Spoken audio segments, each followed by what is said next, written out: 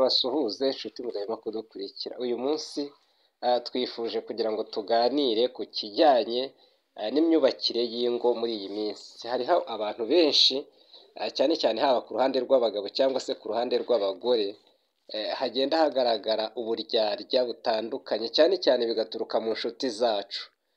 Inshuti zacu zishobora kuzadusenyera mu minsi iri imbere cyangwa se abandi zarabasenyeye. Niyo mpamvu akanya nk'aka nshaka kugira ngo twongere tuganire kandi dusuzumire hamwe icyo twakora kugira ngo tumenye neza ngo inshuti zacu ni bande, baradushakaho iki, mbese ni iki bashobora kuduhungabanyaho mu bijyanye n'umubano wacu wa buri munsi. Kenshi na kenshi abasenyera umuntu ntabwo ari abantu baturuka kure, ahubwo ni ba bantu baba hafi y'umuryango. Buriya n'ibibazo byinshi bigenda bigaragara mu ngo ntabwo ari ukuvuga ngo bituruka kure, reka da, bituruka ku nshuti, bituruka ku bavandimwe, bituruka kuri ba bandi bitwa inshuti magara, ndetse n'abo dusengana. Abo ngabo nabo kwitondera muri iki gihe. Ntabwo ari ukuvuga ngo tubitondere tubiceho, ahubwo tubitondere haba mu mitekerereze twari tubafiteho, mu byo twabaganirizaga, ndetse n'amabanga menshi twababwiraga. Kuri mikoro ni Justin Niyonsaba, cano ni amahumbezi nk'ibisanzwe. Twibwiraga abashyashya.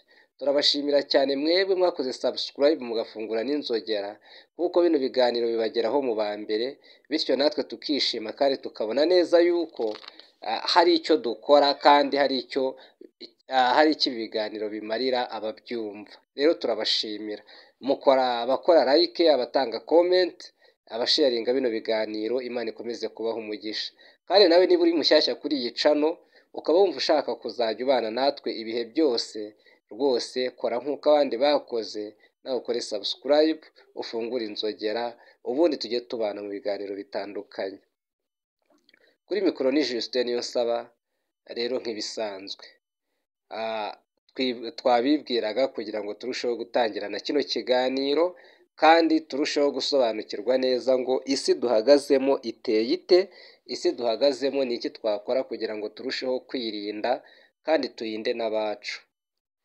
Rero uyu munsi tugiye kuganira n'abagabo ndetse n'abagore. Ushobora no kuba uri umukobwa cyangwa se uri umusore, nabwo iki kiganiro kirakureba, kubera ko ejo cyangwa ejo bundi nawe uzaba wageze mu cyiciro cy'abagabo ndetse n'abagore.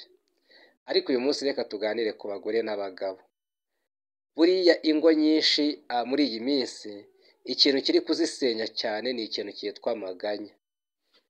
Amaganya niyo ari gusenya ingo ku kigero cyo hejuru, ku kigero kitigeze kibaho. Kandi aya maganya tukaganyira abantu twita inshuti magara, tukaganyira abantu bitwa abavandimwe, tukaganyira abantu bitwa ko ari abantu bakabaye basobanutse, bakagize icyo batubwira cyangwa se icyo batumarira muri ubu buzima bwacu kugira ngo turusheho kwiyubaka. Rero reka duhere ku ruhande rw'umugore. Abagore benshi bakunda kugira inshuti ndetse n'abagabo bakunda kugira inshuti. Ikintu gituma rero abagore benshi basenyuka cyane mu bitekerezo, hari igihe bishobora guterwa n'abagabo babo.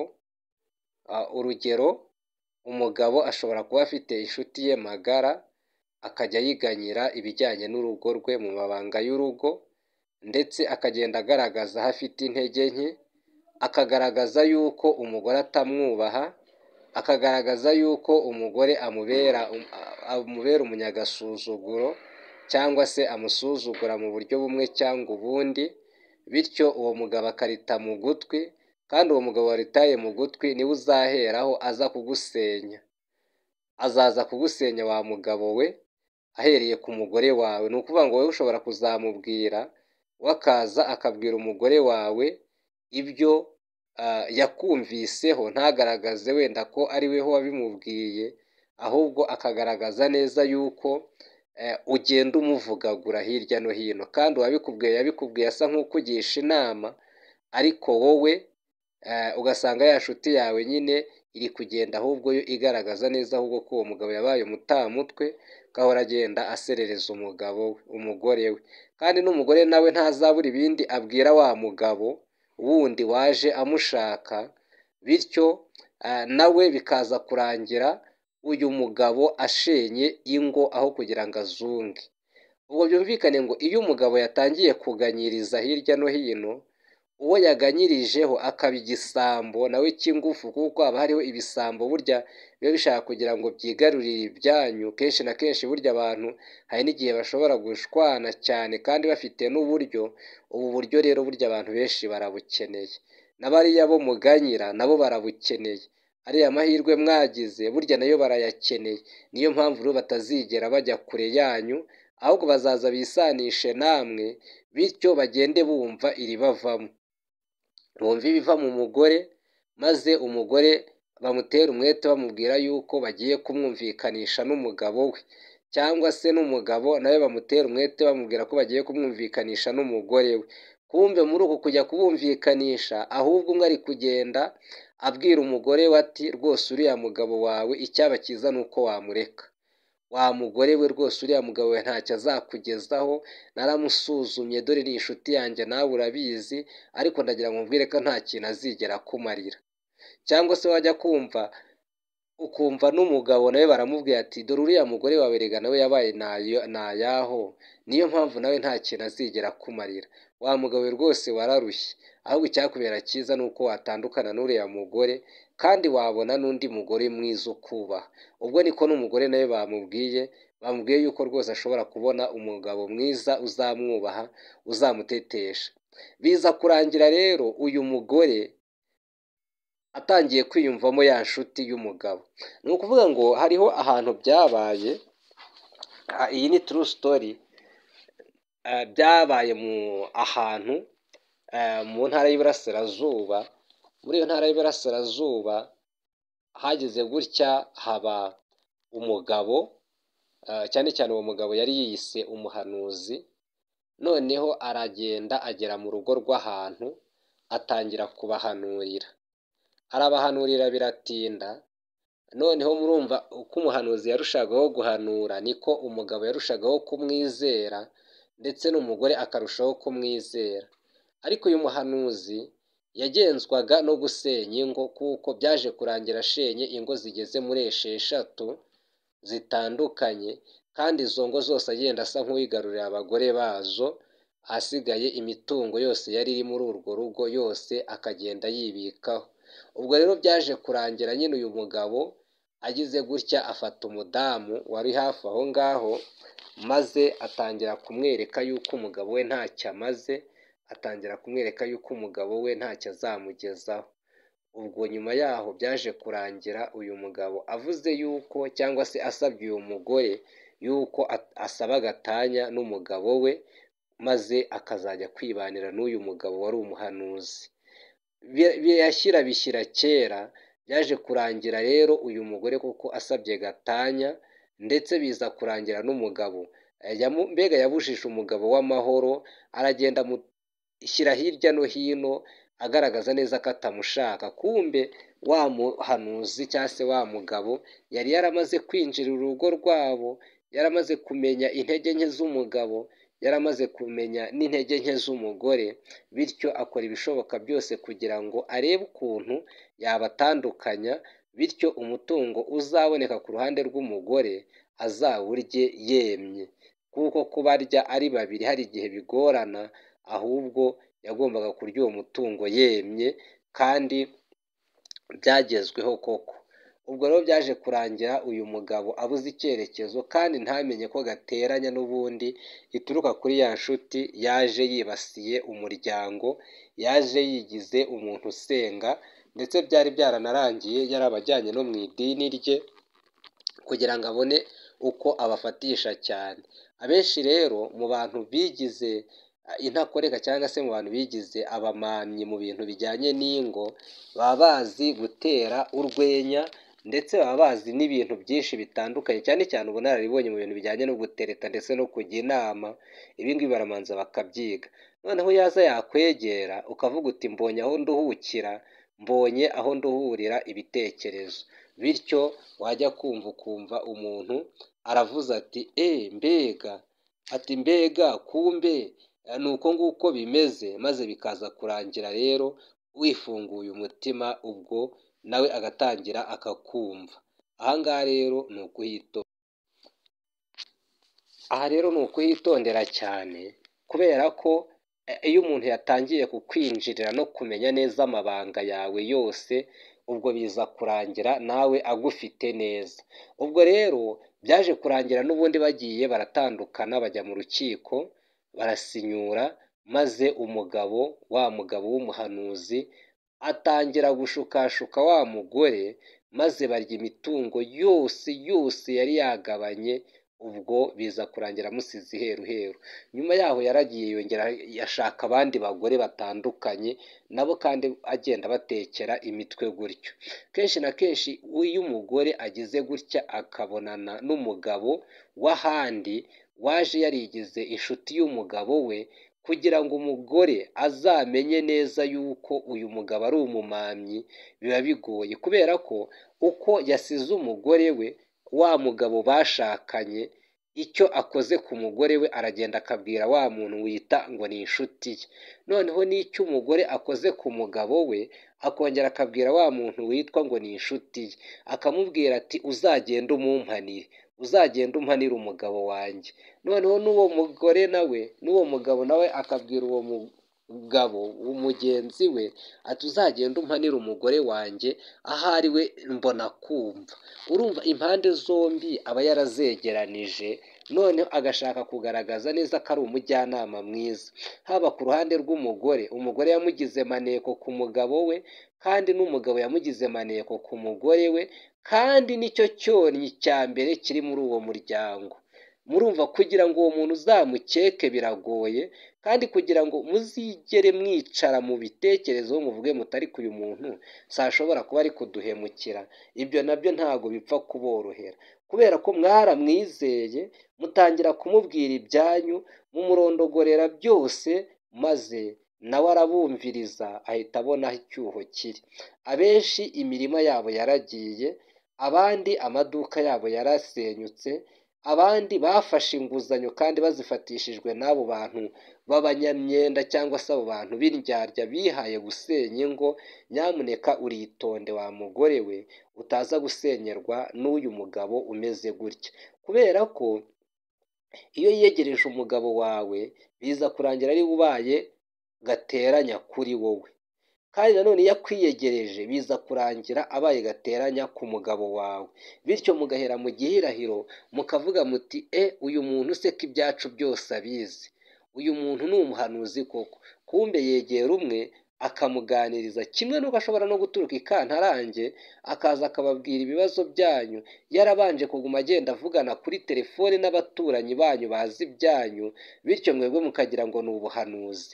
Ariko ndagira ngo mbabwire yuko abenshi mu biyita abahanuzi inshuro nyinshi bagendera kuri icyo kintu cyo kuvuga ngo reka manze mbaze amakuru yo muri aka gace, bityo nimenya intege nke z'uriya muntu. Kenshi na kenshi rero abo bantu iyo bajya gusenya ingo, ntabwo burya basenya rwa rugo n'ubundi rusanzwe rufatikaye, oya, basenya rwa rugo rufatika, aho bazagenda buri muntu wese agakuramo icyo twakwita niba ari nk'Icyacumi, cyangwa se agakuraho uruhare rwe. Ni ukuvuga ngo akavuga ati uriya mugabo namara gutsindwa uyu mugore akamutsinda, uko byagenda kose imitungo y'uyu mugore nzayirya. Noneho n'uriya mugabo nawe namutsinda, kuko bose bashishikariza kujya muri za gatanya kugira ngo arebe ko yakungukiramo, nanjye nzamwereka yuko namufashije nawe ku mitungo ye isigaye nyirya. Mbega usanga abantu benshi bakoze uwo mukino ntago bita ku nyungu z'umwe muri abo, ahubwo baravuga bati uko byagenda kose twebwe tuzakora icyo dushaka, kandi tuzabasha gusenya ruriya rugo kugira ngo tubashe kurwinjirira, bityo natwe dutere imbere. Abantu benshi bakijijwe n'uwo mwuga, abantu benshi uwo mwuga niwo ubakijije, niyo mpamvu no kubivamo biba ari ibintu bigoye kuri bo, bityo kugira ngo uzumve umuntu nk'uyu yabivuyemo biba ari ibintu bikomeye. Ahari wenda nk'umunyabwenge, ushobora kuba uri umugore ukaba uri umunyabwenge ugakurikira ikiganiro nk'iki, ukamenya neza ko inshuti zawe arizo ziri kugusenyera ku kigero cyo hejuru. Kandi abo ngabo ni ku ruhande rw'abagabo basenyera abagabo bagenzi babo, kuko ushobora kuzasanga rwose ugusambanyiriza umugore ari ya nshuti yawe magara, ya nshuti yakubwiraga yuko ibintu bitagenda neza, ya nshuti yakubwiraga neza yuko kuba wajya hano cyangwa se ukajya hariya aribyo byaguhira.